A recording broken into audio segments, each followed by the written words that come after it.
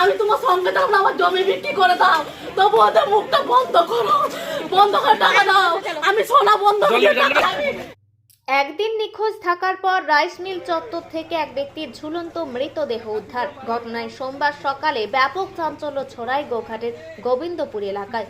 মৃত ব্যক্তির নাম নিশীথ দে, তার বাড়ি গোঘাটের জয়কৃষ্ণপুর এলাকায়। কর্মসূত্রে তিনি গোবিন্দপুর এলাকায় থাকতেন। জানা যায় 2 বছর ধরে তিনি গোবিন্দপুর এলাকার মহাপ্রভু রাইস মিলে কাজের সাথে যুক্ত ছিলেন এবং রাইস মিলের উল্টো দিকে একটি দোকান ছিল তার। সোমবার সকালে সেই রাইস মিল চত্বরেই তার ঝুলন্ত দেহ উদ্ধার হয়। পরিবার সূত্রে জানা যায় গতকাল থেকে তিনি নিখোঁজ ছিলেন। অনেক খোঁজাখুঁজির পরেও তাকে পাওয়া যায়নি বলে দাবি পরিবারের। এদিন সকালে এক ব্যক্তি গোয়াল পরিষ্কার করতে গিয়ে মিল চত্বরের একটি ঘরে তার ঝুলন্ত দেহ দেখতে পায়। ঘটনার পর খবর দেওয়া হয় তার পরিবারের লোকজন সহ গোঘাট থানায়। পরে পুলিশ গিয়ে দেহ উদ্ধার করে ময়না তদন্তের জন্য পাঠায়। স্থানীয় পরিবার সূত্রে জানা যায় ওই ব্যক্তি এলাকার বিভিন্ন জায়গা থেকে অনেক টাকা ধার করেছিলেন। সেই টাকা পরিশোধ করতে না পারায় তিনি মানসিক চাপে ভুগছিলেন, যার জেরে গতকাল রাতে তিনি গলায় ফাঁস লাগিয়ে আত্মঘাতী হয়েছেন বলে অনুমান তাদের। যদিও একদিন নিখোঁজ থাকার পর কি কারণে এই ঘটনা ঘটলো তার তদন্ত শুরু করেছে গোঘাট থানার পুলিশ। ফোন করে বললো আমার 40,000 টাকা দেনা হয়েছে। আমি বলছি চিন্তা করলি তোমার দেনা মরে মরে চলে। গোবিন্দপুরে এসে আমি সবাইকে পায়ে ধরে বলে গেছি ওকে কেউ টাকা ধার দাওনি, তার সত্ত্বেও টাকা ধার দিয়ে আমার হয়েছে কাশি তো সব চলে গেল। আমি ছেলেটাকে কি করে কিভাবে জানতে পারলেন? আমি জানতে পারিনি, ফোন করছি ফোন সুইচ অফ। আমি ভিতরে সারা রাত ঘুমাইনি, সবাইকে ফোন করে কেউ খোঁজ পেলে বলছে না কেউ খোঁজ পেল এরকম যে ভুল কাজ করবে। আমি টাকা গেলে না, মানুষটা আমার চলে গেল।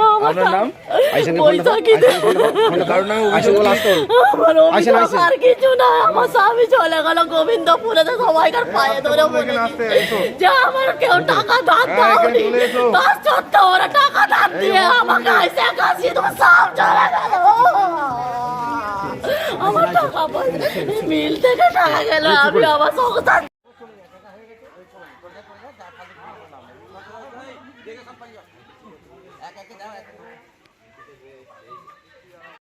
কি হয়েছিল আমাদের মিলে? ভালো করে শুনুন, আমাদের মিলে ও দীর্ঘ 2 বছর কাজ করছে বাহাদুর। ও বর্তমানে আমার 2টো লোক ছিল, একটা লোক রাখবো বলে সব রেডি করেছিলাম, কিন্তু এখন ওকে বললাম যে তুই এক কাজ কর, তুই মাঝখানে তুই তোর দোকান চালা, আমরা তোর ব্যবস্থা করে দেবো। ওর অভাব আছে বাড়িতে, অনেক অভাব। ও স্ত্রী আমার কাছে এসে বলে যে কাকু এই করবো, কাকু ওই করবো, কাকু এই করতে আমাদেরকে খাওয়ানোর জন্য কিছু ব্যবস্থা করে দিন। জোহাত করে বলে, কান্নাকাটি করে, সব আমি ওর জন্য সব কিছু করেছি এই 2 বছর ধরে। ও দেনা দুনি যা করতো আমার কাছে 2,000 5,000 যা নিত আমি দিতুম মুখে, যে লোকের দেনা শোধ কর, লোকের সঙ্গে করেই না এরকম। বর্তমানে কিছুদিন আগে ও ইয়েতে তোমার বেলিতে কিছু টাকা ধার করে, ওর মোটরসাইকেলটা নিয়ে চলে যায়। আমি ওকে জিজ্ঞেস করলাম তোর মোটরসাইকেলটা কোথায় রে? বলে মোটরসাইকেলটা পাকাতে দিয়েছি। তারপর পরে শুনি মোটরসাইকেলটা নিয়ে চলে গেছে। গতকালকে সকালবেলা যে বেতন তুলে নিয়ে এলো, মানে কাল পর্যন্ত ডিউটি ছিল, দিয়ে আমি মনে তুই এক কাজ কর, দিন কতক থাক, আমি তোকে ব্যবস্থা করে দেবো। কালকে সন্ধ্যেবেলায় আমাকে বললো যে তাহলে তুমি এসো, তুমি এলে আমি বাড়ি যাবো। আমি ঠিক আছে, সন্ধ্যেবেলা চলে এসছি। আমি এসে দেখছি গেটে চাবিকাঠি দোকানে দিয়ে দোকানে দেয় না। এবার আমি কোনো মিলের এক্সট্রা চাবি যেটা ছিল সেই চাবিটা দিয়ে খুলে দেখি ভেতরে চাবি রয়েছে। তখন আমার মনটা সন্দেহ হলো যে ভেতরে চাবি, অথচ কেউ কোথাও নাই, লাইট জ্বলে না, আর না দিয়ে সব লাইট এসে জ্বাললুম। জেলে আমি আর ওই দোকানে মেয়েটা সুকি দুজন মিলে গোটা মিলটা খুঁজলুম, পেলুম। সকালবেলা মিলে এসছি, সকালবেলা আমি মিলে এসছি। মিলে এসে জামাইদাকে বলুন যে জামাইদা গরু খেতে দিয়েছি, বলছে হ্যাঁ খেতে দিয়েছি। আমি মিলকে গেছি, আমাকে ফোন করছে বিশাল বিপদ হয়ে গেছে, নিশ্চিত গলায় জড়িয়ে দিয়ে মরেছে, যে মেশিনগুলিতে করে। আমার হাত পাশে না, আমি হাই প্রেশার রোগী, আমার এমনি টেনশনের শেষ নাই। কে আপনাকে খবরটা দিল? আমাদের যে গোয়ালে কাজ করে, বাগাল, সে আমাকে খবর দিল। আমি এসেছি, আপনাদের কাছে এসে হাজির হয়েছি। এই মিলে স্টাফ। আপনার নাম? আমার নাম হারাধন মিশ্র। টাকা দিয়ে দিদি তোমরা টাকা দাওনি, তোমাদের পায়ে ধরছি। ওই মেয়েগুলো আমাকে লোভ খাইছে, আমার স্বামীকে লোভ খাইছে। এখনই বলছে বৌদি টাকা টোটো কিনে দেবো। আমি দেখো তোমরা লোভ দেখাওনি, তোমরা লোভ দেখাওনি ওকে। ও তো ওরে বাবা রে, কাজ করে গরু সব মানে চর্চা করা আর কি, সব গোয়াল কাটা খড় কাটা করে, এবার সকালে এসে দেখছে ওরকম চলছে আর কি। তারপরে আপনারা জানতে পারলেন? জানতে পারলো এবার এই তো সকালবেলা জানতে পারলো, কিভাবে কি জন্য?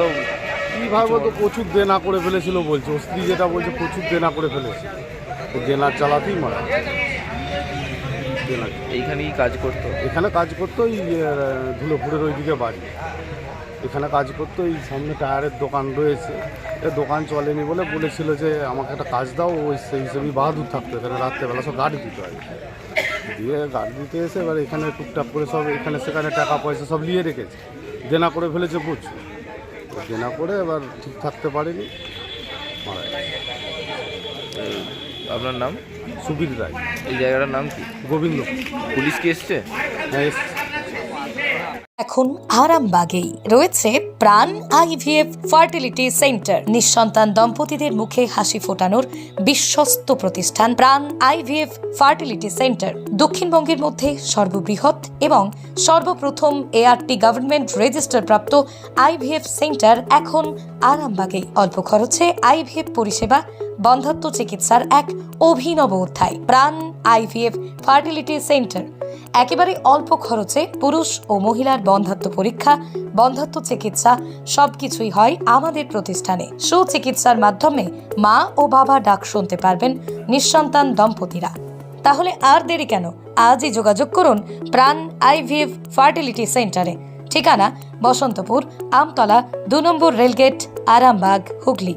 যোগাযোগ নম্বর 7865858781 অথবা যোগাযোগ করুন 7908098172 এই নম্বরে।